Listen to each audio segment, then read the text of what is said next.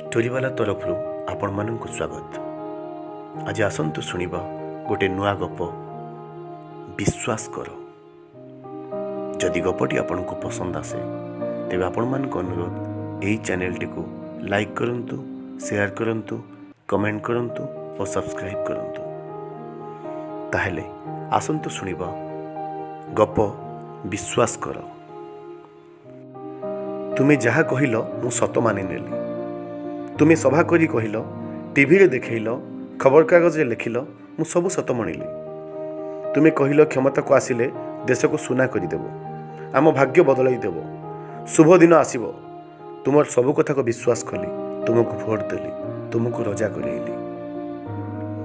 ତୁମେ ଆମକୁ ଭାଷଣରେ କହିଲ କଠିନ ପରିଶ୍ରମ କର, ଅଧିକ ଅମଳ କର।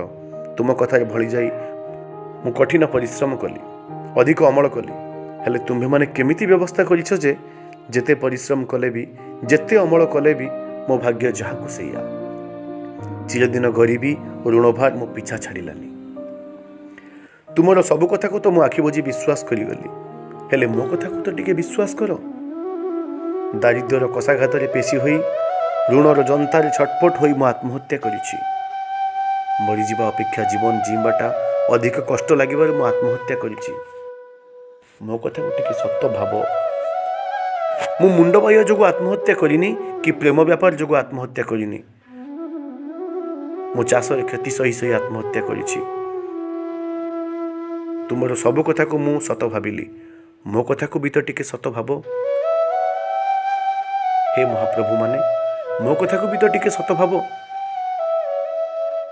ବଞ୍ଚିଥିବା ବେଳେ ନହେଲା ନାହିଁ, ଅନ୍ତତଃ ମୋ ମୃତ୍ୟୁ ପରେ ମୋତେ ନିନ୍ଦା ଦିଅନି, ମୋତେ ଟିକେ ବିଶ୍ୱାସ କର। ଧନ୍ୟବାଦ।